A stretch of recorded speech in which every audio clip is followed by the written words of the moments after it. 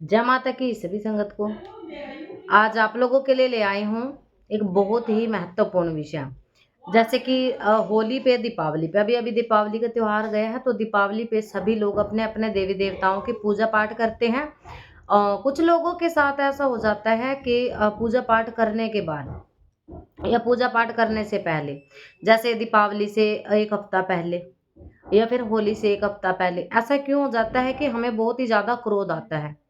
अचानक से हमें बहुत ज़्यादा क्रोध आने लग जाता है, अचानक से हमारे घर में बिल्कुल छोटी-छोटी बातों के ऊपर झगड़ा होने लग जाता है, पता ही नहीं होता क्यों अनायास ही क्रोध आता है। अगर आपके घर में कोई महिला सेवा पूजा करती है, उसके ऊपर सवारी आती है और वो माता रानी की सेवा में है, वो भोग प्रसाद करना चाहती है, जाप करना चाहती है, परंतु उनके जो पति होते हैं, उनके अंदर अचानक से क्रोध जागृत हो जाता है। ऐसा क्यों होता है कि अक्सर छोटी-छोटी बातों पर टकराव होने लग जाता है और टकराव की स्थिति बनने लग जाती है और टकराव के साथ-साथ ऐसा भी हो जाता है कि चैलेंज यानी कि आपकी जो शक्तियाँ होती हैं, उनको आपके किसी भी कार्य के लिए, कोई भी बाधा के लिए, आपके काम में तरक्की नहीं हो रही है, आपके घर में बीमारी आ रही है, रोग हो रहे हैं, दोष हो रहे हैं, हर चीज़ के लिए आपकी जो शक्तियाँ होती हैं, उनको चैलेंज किया जाता है कि ये हमारा कार्य क्यों नहीं करती अगर तुम भगत नहीं बनती हो। तो बहुत सारी बेटियों के ये कमेंट आते हैं, बहुत सारी बेटियों के ये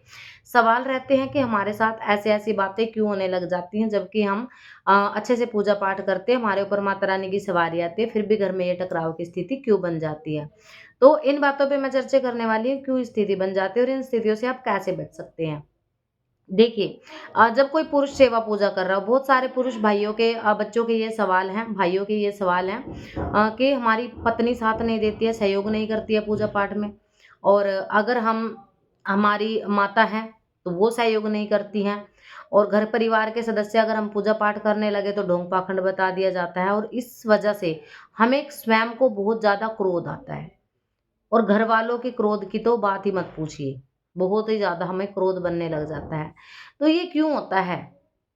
देखिए, जब भी दीपावली के दिन हो या होलिका के दिन हो, होली से 8 दिन पहले होलाष्टक लग जाता है और दीपावली से 8 दिन पहले दीपावली की जो पूजा पाठ होते हैं उसमें हमारे घर के देवी पितर, मरी हुई आत्माएँ, भूत-प्रेत जो भी है वो जागृत हो जाते हैं, सबके बंधन खुले होते हैं।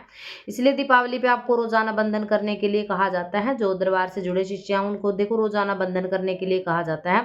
स्पेशली धनतेरस से लेकर के दीपावली तक आपको डेली ही बंधन करना चाहिए अपने घर का। अगर आप रोज़ाना ये बंधन करते हैं, तभी आप नकारात्मक शक्तियों से बच सकते हैं।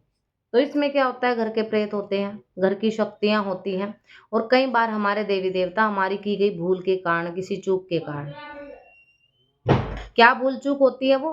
भूल-चूक होती है कि जैसे आपको गद्दी मिल गई, आपके ऊपर सवारी आती है, आपको गद्दी मिल गई और आपको गद्दी पे गुरु ने नियम बताए कि आपको मासिक या साप्ताहिक ये भोग प्रसाद करने हैं।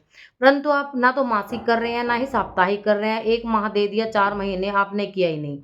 जाप आप छोड़ देते हो, गुरु मंत्र का जाप आपको करना है या किसी अन्य शक्ति की आप साधना कर रहे हो, सेवा पूजा कर रहे हो, उसके भी आप छोड़ देते हैं जाप करना। और जो आपके मासिक भोग प्रसाद है वो भी आप नहीं कर पाते हो समय-समय पे। अगर सवारी कई बार ज़ोर होता है आपके शरीर में, ज़ोर बनता है, वेग बनता है कि सवारी आने को होती है परंतु आप लोग खेलते नहीं। आप सवारी सिर पे नहीं लेते हो, आप या तो लोक लाज से ला लो या परिवार के लाज से लगा लो, सवारी को शीश पे नहीं लेते हो। तो क्या होता है सवारी रुष्ट हो जाती है। सवारी रुष्ट होने के कारण आपके जो है कार्य में बाधा आने लग जाती है, कार्य में समस्या आने लग जाती है।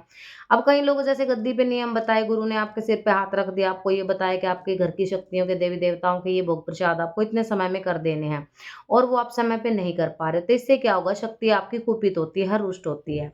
और जैसे ही होली या दीपावली के दिन आते हैं तो वो आपको क्रोध क्रोध क्यों देगी? संकेत देगी वो। एक माध्यम देगी कि आप हमारे भोग प्रसाद कर दें। अब लोग कहते हैं कि अगर शक्तियों को लेना है तो वो सामने आके क्यों नहीं कहती? देखिए, उनको आपसे भिक्षा नहीं चाहिए, उनको आपसे मान-सम्मान चाहिए। अब ये छोटा-सा सवाल हर कोई कर देता है कि वो सामने आके माँग ले, अगर हमारे घर के पितर हैं, हमारे घर की कुल देवी है, तो सामने आके क्यों नहीं बोलते? सामने आके बोलेंगे वो भिखारी थोड़ी ना है, भिक्षा थोड़ी ना माँग रहे हैं आपसे। वो अपना मान-सम्मान चाहते हैं, जो गद्दी पे आपको करना चाहिए, जो आपके गुरु ने आपको बता दिया। अब दूसरी बात है कि गुरु को पीछे कर देते हैं, सवारी को आगे कर देते हैं। शक्ति का आप भोग प्रसाद मतलब महीने में 1-2 बार तो शक्ति को पूज ही रहे हो, पर गुरु को कब पूज रहे हो? गुरु के बताए नियम पे आपको नहीं चलना है। हर बार आपको शंका ही शंका होती है, और जब आप खुद ही शंकित है तो आप दूसरों को क्या संतुष्ट करेंगे? क्या दूसरे का रोग उठाएँगे? तो अगर आपके अंदर क्रोध बन रहा है, क्रोध की समस्या जागृत हो रही है, तो ये बात बहुत ही सामान्य है। इसको आप बहुत ही कोई बुरी बीमारी लेकर के ना चलें, या फिर आपको ये नहीं सोचना है कि हमारे ऊपर कोई भूत-प्रेत हावी हो गया, या फिर हमारे ऊपर तो दिवाली से पहले किसी ने क्रिया कर दिया है, इसलिए हमें क्रोध बन रहा है। नहीं, वो आपको याद करवाने के लिए आए हैं, वो जागृत हो चुके हैं, वो आपको बता रहे हैं। क्रोध इसलिए बनता है क्योंकि आपने गलतियाँ कर रखी हैं, आपके गुरु ने माहवार के, हर महीना के आपको भोग प्रसाद बताए थे, परंतु आपने महीनावार नहीं किए। आपने 1 महीना किया, 4 महीना छोड़ा। तो जब आप नियम से भाग जाते हो, तब दीपावली और होली के दिनों में अक्सर आपको क्रोध बनता है। इस चीज़ से डरे नहीं, इस चीज़ का निवारण करें। इस चीज़ का निवारण क्या है? जब भी आपको क्रोध बने, आपको शांत रहना है, बिल्कुल शांत रहना है। अगर आपके शांत रहने के बाद भी आपका क्रोध शांत नहीं हो रहा है, तो अपने ऊपर से 11 रुपए अरदास वार के आप अपने देवताओं के घर की ज़रूर लगा के रखें, कि मेरे से भूल-चूक हुई है, मुझे कोई भोग प्रसाद में भूल-चूक हुई है, मुझे जो ज्ञात है, जो अज्ञात है, ज्ञात और अज्ञात, मैं दोनों के लिए क्षमा प्रार्थना करके अरदास करता हूँ या करती हूँ, तो हमारे त्योहार अच्छे से मनने दो, हम आपको मनाएँगे, जो भी है। तो आप जो भी आपकी भूल-चूक है उसकी क्षमा प्रार्थना करके अपने भोग प्रसाद लगाएँ, उसके बाद आप देखिएगा आपका त्योहार बहुत अच्छे से जाएगा। ये हर किसी के साथ होता है, स्पेशली भक्तों के साथ तो होता ही है, जिनके शीश पे सवारियाँ चलती है, जिनके घर में शक्तियाँ विराजमान होती है, या फिर जो गद्दीधारी होते हैं, उनके साथ अक्सर क्रोध की समस्या बनती है। लोग सोचते हैं मेरे अंदर प्रेत घुस गए हैं, मेरे घर के प्रेत हावी हो रहे हैं, मैं ठीक नहीं हो पा रहा हूँ। मेरे अंदर तो बहुत ही ज़्यादा बीमारियाँ हो रही हैं, ऐसा कुछ भी नहीं है। अगर आप सीधे मन से, सच्चे मन से भगवान की भक्ति करते हैं और अपनी गलतियों को मान करके, देखिए जो झुकता है, जो गलतियों को मानता है, वो ही कुछ ना कुछ अपने देवताओं से, पितरों से ले मरता है। और जो अभिमानी है, अहंकारी है, उसको कभी भी देवी पितर अपनी कृपा नहीं देते हैं। ठीक है? तो ये छोटी-सी बात आपको याद रखनी है। बहुत ज़्यादा प्रश्न आ रहे हैं, बहुत बच्चे मैसेज में पूछ रहे हैं कि ऐसा क्यों हो जाता है हमारे साथ कि क्रोध, हमारा तो क्रोध ही शांत नहीं होता, हमारे तो त्योहार पे झगड़े ही झगड़े हो जाते हैं। तो ये छोटी-छोटी गलतियाँ अगर आप साल भर अपनी दोहराएँगे नहीं, अपनी गलतियों को आप मद्देनज़र रखते हुए उनका भोग प्रसाद समय पे करेंगे और अपनी गलतियों की क्षमा प्रार्थना करेंगे, तो आप देखना आपका बहुत अच्छे से त्योहार जाएगा। जैसे हम हमेशा त्योहार मनाते हैं, खुशियों से मनाते हैं, हर त्योहार पे माता रानी की दया से रंग लगते हैं, तो आपके घर में भी ऐसे ही रंग लगे।